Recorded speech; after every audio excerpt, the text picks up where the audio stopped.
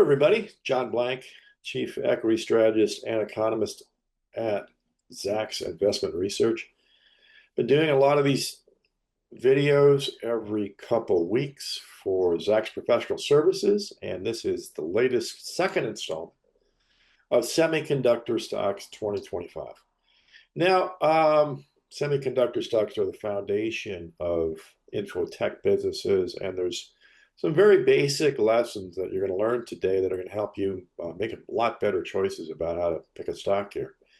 And some of them are so basic that it's kind of crazy I even have to point them out. But I think this will be very helpful for those of you who have not thought through the industry itself and how it functions as an industry. So part one, we will go through some tables and charts showing the semiconductor industry key stocks, from the mega caps to the mid caps to the small caps to the very small cap micro caps. We'll cover them all. We'll cover all five of those stock classes. Then we'll also get into the asset allocation of these style classes, looking into the main stocks and how you could have organized a portfolio of these stocks by style class and done better than just holding a given name that you found either on Zacks.com or in some other way. So just keep in mind, these are my views. I do have a PhD from MIT, and they are not necessarily the views of Zacks Investment Research. The rest of this, as usual, you can read at your leisure. So again, we're going to get through this useful information for both traders and investors in these semi stocks, and we're going to talk about the tables and charts up front, kind of organize your thinking. So again, I do these videos so that you can get information to you, quality information to you, timely information to you, information that would be a problem for you to compile on your own. And so number 4 here is a beautiful summary chart of the 4 style classes that we're going to look at: mega cap, large cap, mid cap, and small and micro cap. So this is, of course, something you need to understand. Mega cap, of course, will be those bigger than 200 billion, of which we only have one now, Avago. We can also throw in NVIDIA there. Obviously, it's at 4 trillion now. Avago's at 1.2 trillion. It's a big one too. And then we get large caps from 10 to 200 billion, which will be topped out at Texas Instruments. Down here, you get ST Micro. Mid caps, a lot of names here. Rambus, you might know. Cirrus, you might know. There's Power, you might know. And then over here, you get the small cap names. A lot of these names you probably never know about. And here are the micro cap names, the ones that are below 250 million in micro cap. These are tiny little companies. So again, we've got these 4 sectors. Sometimes we're going to break it into 5. We put this 2 together this time. Now down here, you got to think about also the acronyms you're going to see in a lot of these industry write-ups on these companies, or company write-ups. They're going to use these acronyms, and you're going to ask yourself, well, what are these things? So keep in mind, this table is a good reference point for you to understand things. For example, SoC, system on a chip. What is that? An integrated circuit that combines a processor, memory, GPU, modem, and other components on a single chip. These are common in smartphones, tablets, and embedded systems, system on a chip. ASIC, I see this a lot, application-specific integrated circuit. This is a custom designed chip built for a specific user product, like a Bitcoin miner or a networking switch, optimized for performance, power, and clock. So application-specific integrated circuit. Radio frequency. These are chips and modules that process wireless signals. Wi-Fi, Bluetooth, cellular networks are going to use radio frequency. GPU, you see this a lot, graphics processing unit, a specialized processor designed to handle complex graphics, rendering, and parallel computation tasks, widely used in gaming, data centers, and AI workloads. GPUs, of course, AI, big on GPUs, and there it is, AI itself. These are chips and processors optimized for learning these AI algorithms, things like neural networks, speech recognition, computer vision. And they can include dedicated AI accelerators in their whole system. Field programmable gate array, a reprogrammable semiconductor device that can be configured after manufacturing to perform specific logic functions. These are teleco, defense, and industrial things. FPGA, HD base T, high definition baseband transmission. That's a connective standard for ultra high definition video, HDTV, of course. Audio visual, AV, and AI, high-performance computing. These are chips designed for running extremely large, complex computation in data centers, supercomputers, and training AI models, so AI, HPC. Like I said, these are really helpful as a table to really keep in mind. And here you just to go, if you find a company, you want to know what else is its size that you can also take a look at. Just keep in mind these tables are extremely helpful for that. All right, so I'm going to start off with non-U.S. semiconductor companies. The biggest one, of course, Taiwan Semi. TSMC, they make all the wafers that everybody uses around the world. 67.6% of the foundry, of the making of these wafers, etching of these wafers. This is done in Hsinchu Science Park in Taiwan. There's a ton of science parks in Taiwan. This is their first one. There's many more now. But also notice, all these down to about here and up are going to be Japan, Taiwan, South Korea, and basically here's Shanghai, China, which is SMIC. So all these are going to break down these foundry shares, and then down below here from Tower Semiconductor, which is in Israel, Infineon, which is in Germany, NXP, and ASML, which is in Eindhoven, Netherlands. And then we've got things like ASML Holdings in Eindhoven. We've got ST Micro in Switzerland, AMS Osram in Austria, and AIXTron SE in Herzogenaurach, Germany.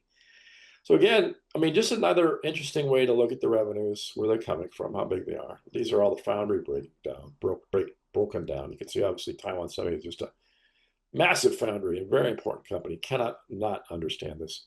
But there's other places like, Toshiba makes all these NAND chips.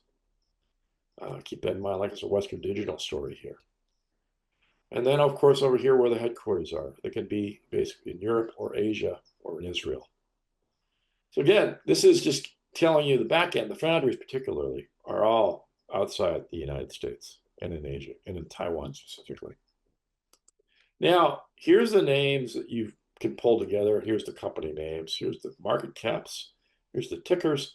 But I want you to also pay attention to the fact that most of the fabless designs are done by other groups. These are fabless designs. We said that's the fabrication. Foundry work is done somewhere else. And of course, the fabrication, look how much is outsourced, basically everywhere. There's a couple places. Texas Instruments makes their own wafers. And there's some groups like NMVI manufactures metrology tools and so on, service facilities. But in general, look at this. They really do wafer fabrication. Also, assembly and testing, mostly outsourced. So what really happens here is what happens. The design and research and development of these chips. They take the wafers in one point, then they design and research and develop the chips, and they have them assembled and tested somewhere else. And this is the final product story where they're heading off and what they're going to be used for. Very useful information right here to understand. And then, of course, market shares of these various groups. And you want to, of course, have a bigger market share, stronger stock, stronger company, stronger market share. Again, very useful information for you as an investor. All right, so geographic revenue, these are the top mega and large cap. Here's Texas Instruments, here's Qualcomm, Applied Materials, and ADI, analog devices. So what you got up top is the geographic revenues. And down here, you've got the product revenues. So if you can just see, for example, here you've got, big holdings in analog devices by Texas Instruments. Qualcomm, big into headsets. Here you've got silicon and semiconductor systems for Applied Materials. Largely here by chance, done in China. I understand that's very interesting. Here you've got, of course, integrated circuits as applied devices, analog devices. And you can see everything really wrapping up nicely in the post-COVID environment. Here, not so much here and here. These two are definitely post-COVID driven companies, and this is where you can understand some of the dynamics. Of course, geographic revenues, when the story of the tariffing situation, are worth acknowledging and understanding. These are the small and micro-cap names. A lot of these you might know. Applied Optoelectronics. It's a big name that we see a lot of, and you can see Again, it's been kind of quiet in this environment. Marvell was Maxell, I should say, is clearly driven during the COVID period. Big build out of these broadband services. Then the other two areas, kind of noisy. This is LED products taken up for Wolf, worth knowing. And over here, Geographic Revenue is where you can see a lot of interesting stories for this company. Very multinational group, ticker VLN. All right, so that gets us to our portfolio allocations. I'm going to do these for 4 style classes from the biggest to the smallest. So the biggest one, of course, is the large and mega cap stocks, and the biggest of the big is NVIDIA. The next biggest is Avago, Texas Instruments, Qualcomm, Applied Materials, Lam Research, ADI, Intel, Marvell, NXPI, Infineon, Microchip, Micropower, ST Micro. What I'd like you to pay attention to is, basically the returns this year have been kind of sloppy for all but the biggest. And that's going to be something you're going to see across these tables. The bigger the stock and the chip company, the stronger it's been performing. There really has been a bias toward the big names. That is investor chip story and narrative number one is the big names are where the money has been made. Here you can see the cumulative returns, and you can just see the bigger the market cap, the stronger the returns over the last post-COVID years. This is also largely true even before COVID back in this period. And then down here, you've got the mid caps. Some of these names you probably know. Rambus, of course, and Cirrus you may know. Amcor you may know. Powi you may know. But point out here again, this year's been kind of poor for the chips. Cumulative returns in the post-COVID era, again, generally the bigger ones, NVMI and Rambus did better than the smaller ones, PI being the exception to that rule.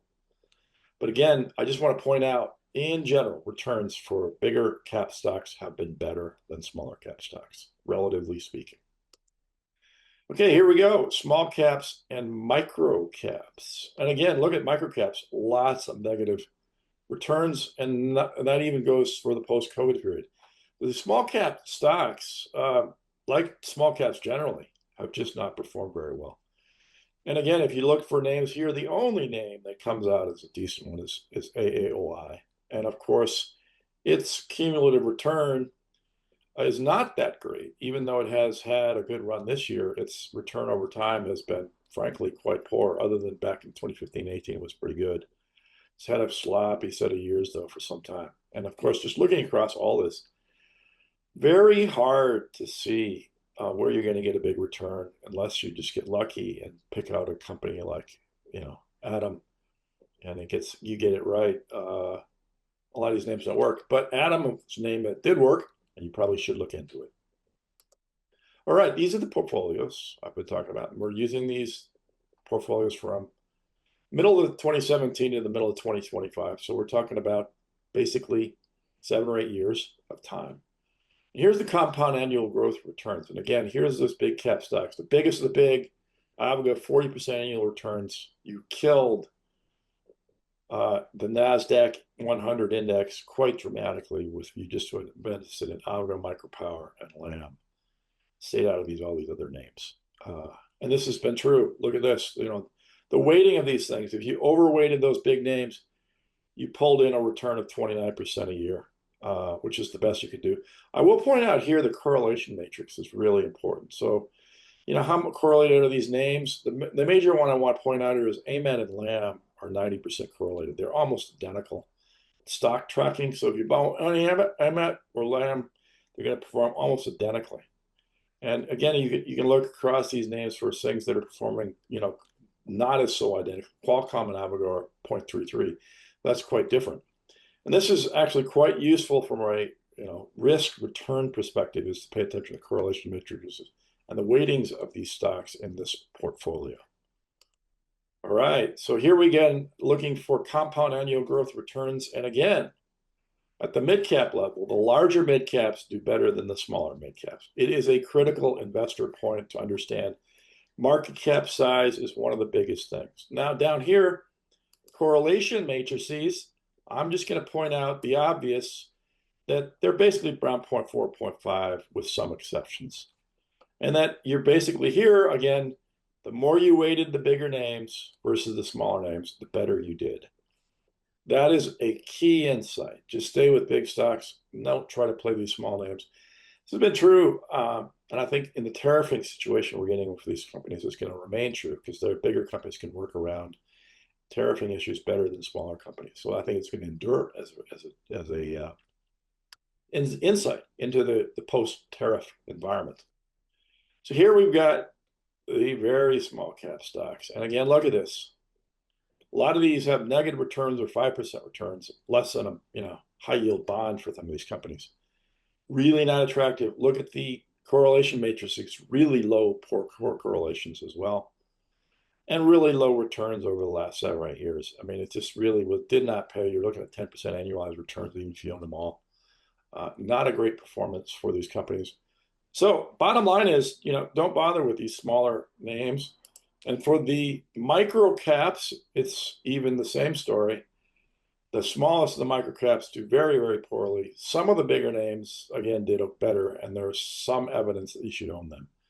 But again, 10% annual returns for some of these names, whereas the big caps, or we go back to the big caps, that was 29%. You tripled your returns by just staying away from these smaller stocks. The micro caps, the small caps, just stay away from them. That's the bottom line here. And that is all I have to say for you today. Thanks for attending. I hope you enjoyed it. I kept it simple. But really, the point here is you can just go through these slides and learn a ton about this market. And if you want these slides, this is how you can get a hold of them. Give us a call at 866-794-6065 or send us an email at strategycall@zackspro.com. Or find us on the web. Here's our address, www.zackspro.com. And if none of those work for you, you can find us on LinkedIn at Zacks Professional Services, and you can find us on Twitter at ZA Tools.